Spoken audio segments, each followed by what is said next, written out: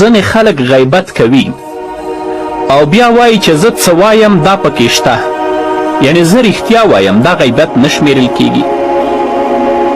که تاسو د اسلام له نظره ماته معلومات راکړئ.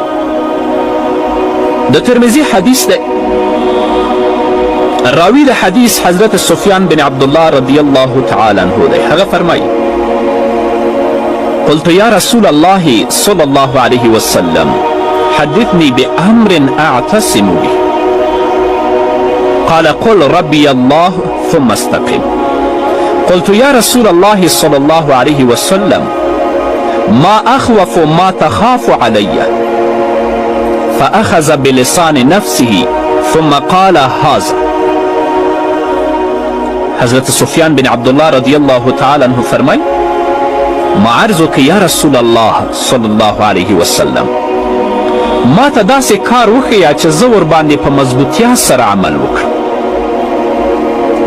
نو نبی کریم صلی الله علیه وسلم راته وفرمیل چې ووایه زما رب الله تعالی دی، بیا په دې مضبوط ودرېږه. ثم استقم. ما بیا ورته وویلې یا رسول الله صلی الله علیه وسلم زما دپاره د ټولو نه خطرناک شی کوم یو دی چې تاسو زما په باره کې ترې ویریږئ؟ نو نبی کریم صلی الله علیه وسلم خپله ژبه ونیوله او وی فرمیل چې دا نو دا ژبه ده چې موږ د هلاکت او د بدبختي کندو ته ورغورځوي. چا پسې بد رد ووایو، هغه په یو مجلس کې یا په یوه ټولنه کې سپک کړو او ځان لپاره دا دلیل پیش کړو چې دا څه ما وویلې دا په هغه کې شته دی. همدارنګه د مسلم حدیث دی، راوی د حدیث حضرت ابي هريره رضی الله تعالی عنه دی. هغه فرمایي ان رسول الله صلی الله علیه وسلم قال اتدرون ما الغیبة؟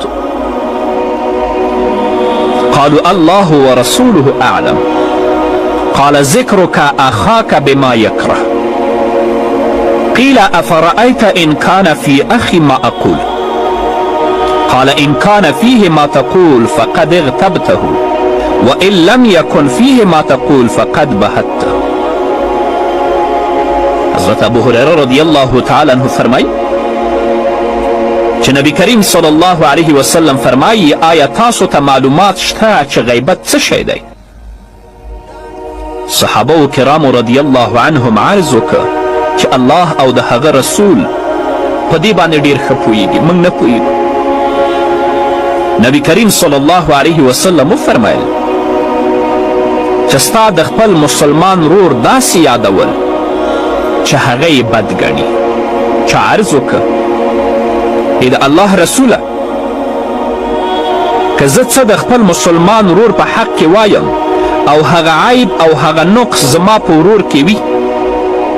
نو نبی کریم صلی الله علیه وسلم ورته وفرمیل چې ته څه ووایې او هغه عیب او نقص په هغه کې وي نو دا غیبت دی.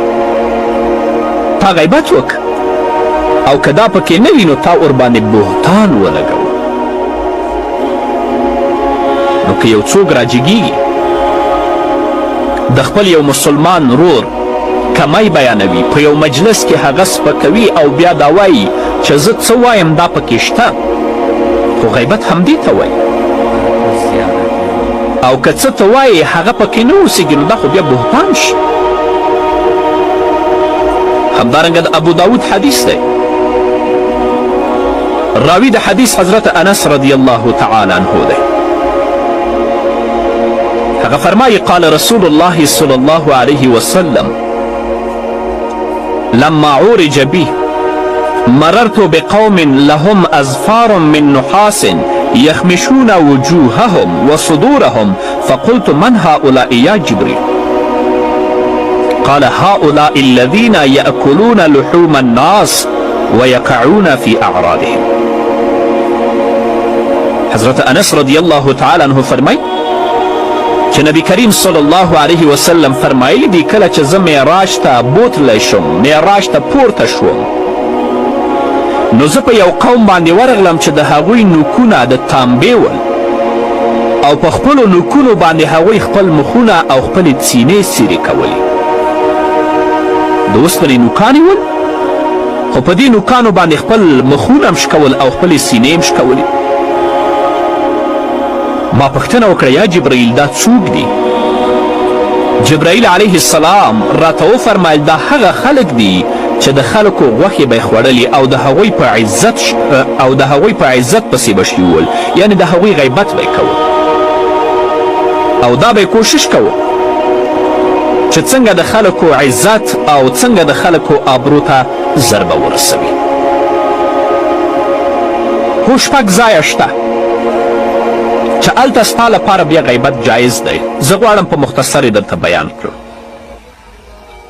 لومړی، مظلوم لپاره دا جایز دی چې د خپل د ظلم شکایت پادشاه ته یا قاضي ته وکړي، یا هغه چاته خپل شکایت وکړي چې هغه د بدل اخیستلو توان او قدرت ولري. لاړ شي پادشاه ته کینی، قاضي ته کینی، یو مشر ته کینی، ورته ووایي چې فلانی یا فلانی یا فلانی په ما باندې داسې داسې داسې زیاتی کړی دی. دا غیبت نه دی. دویم، فتوا طلب کول.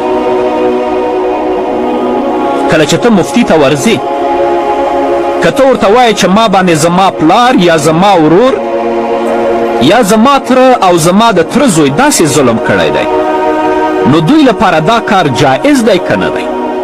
نو اوس چې ته د مفتی نه طلب د فتوا کوې او هغه ته ته رښتیا وایې کومو کسانو چې تا باندې زیاتی کړی بد یې کړي، دا مفتی ته یادوي، دا غیبت نه دی. او دریم، د منکر او د بدی په ختمولو باندې مدد طلب کول او ګنهګار صحیح لارې ته راوستل.